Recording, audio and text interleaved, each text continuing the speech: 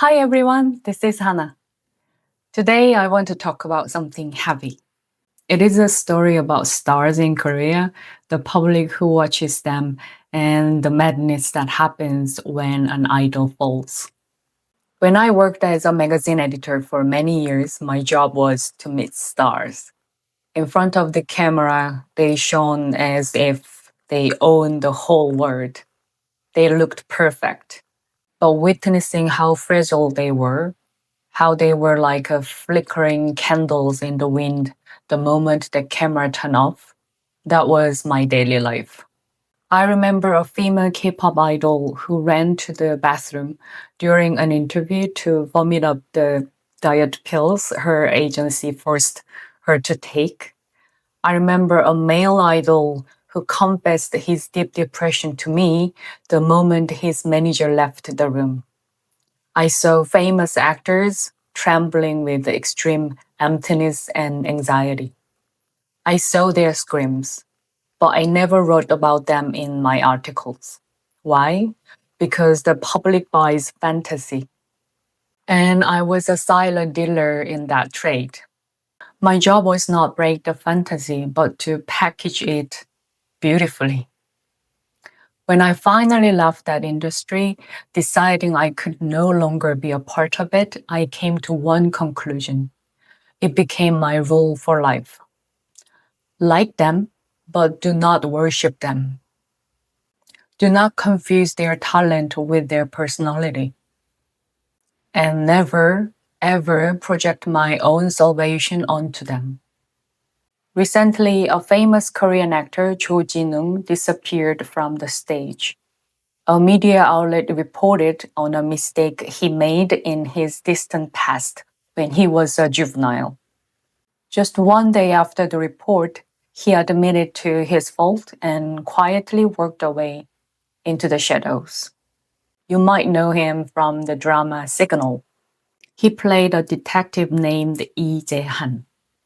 That character was honest, righteous, stubborn, and romantic. He was the definition of justice. The Korean public didn't just love the actor, they loved the justice he represented. He often say he used his father's name as his stage name to live an honorable life. We were captivated by that story. We projected our own ideas onto him.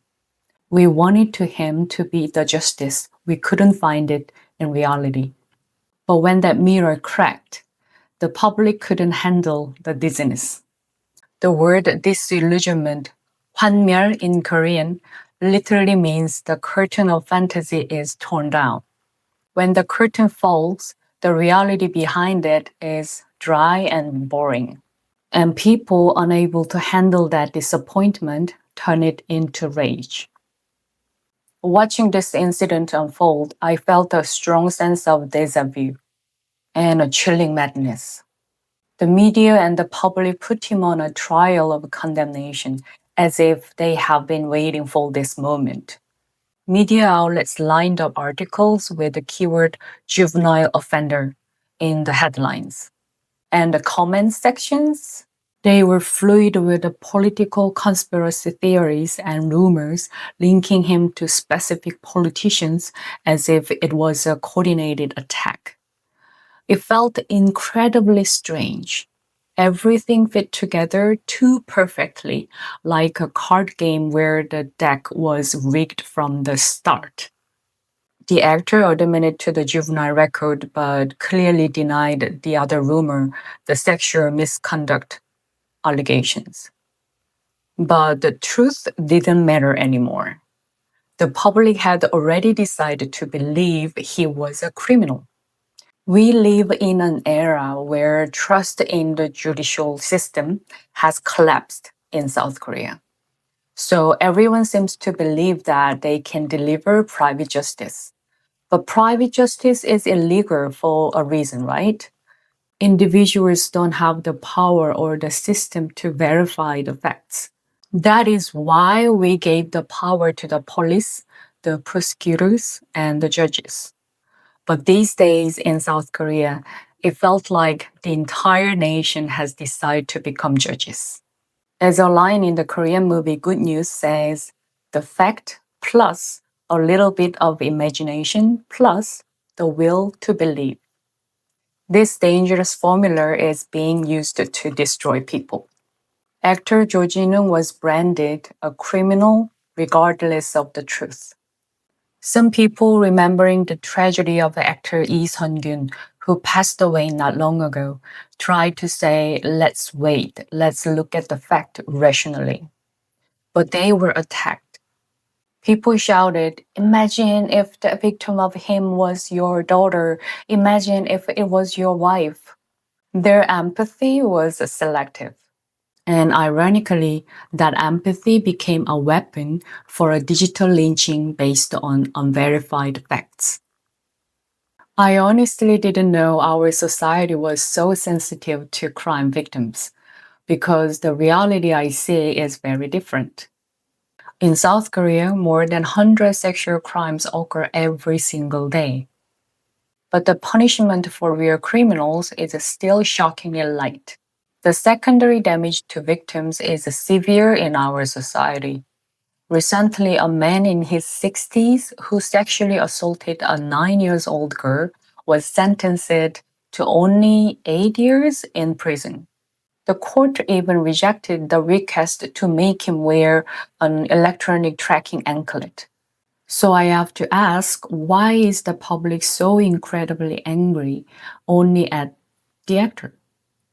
If it turns out later that the sexual allegations against him are not true, will those anonymous judges on the internet take responsibility for destroying a life?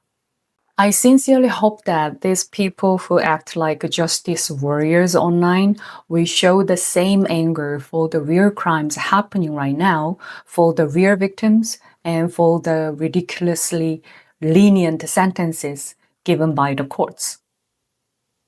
The media outlet Dispatch revealed this actor's private records from decades ago.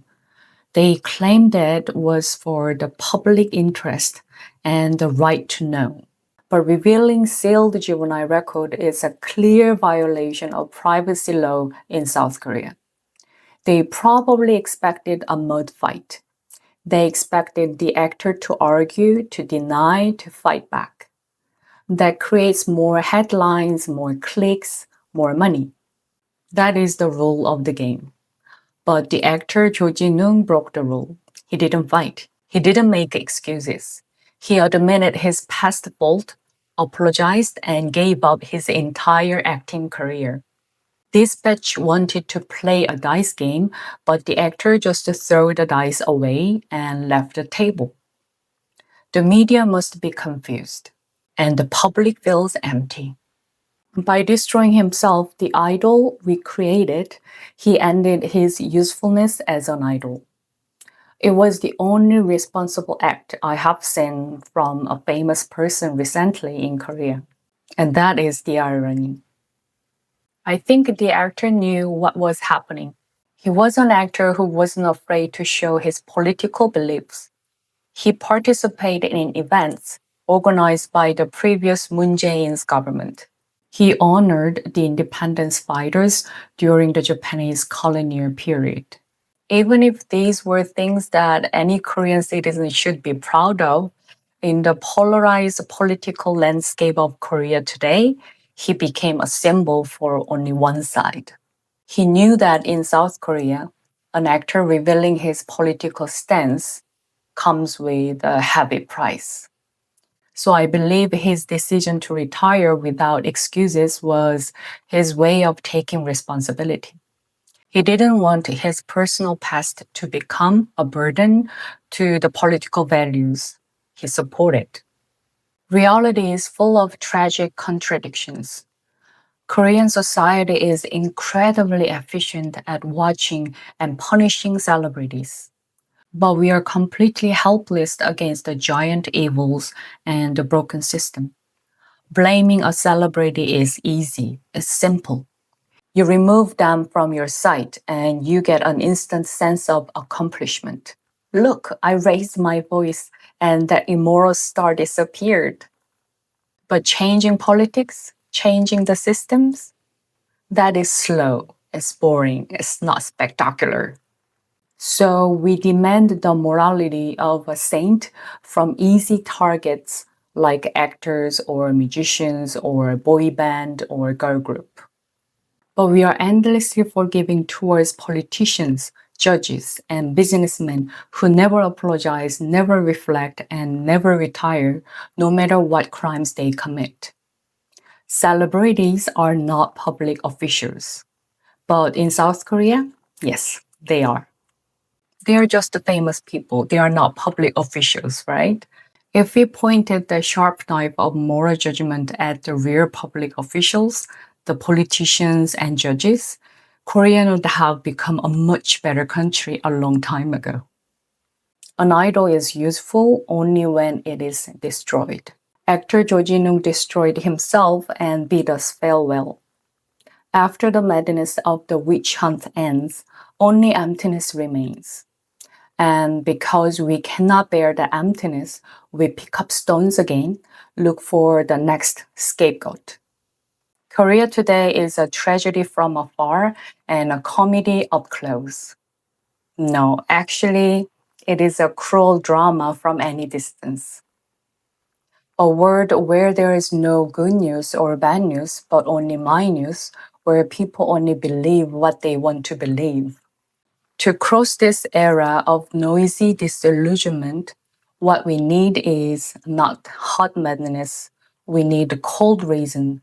We need the maturity to keep a proper distance from others. If we can pass through this emptiness, maybe, just maybe, we can learn how to love a little more accurately, even if it's a bit drier. So now let's turn our eyes away from the broken stage. Let's look at the people who really hold the power. Let's look at the politicians, the judges, and the CEOs who never apologize, never reflect, and never retire. That is where our anger should be. Thank you so much for listening to my story. If you like my story, please hit the like button, subscribe to my channel. And if you have any questions about me or life in Korea or the Korean language, let me know in the comments down below. Welcome to Hana's Island. You're safe here now. I will see you soon. Take care. Bye.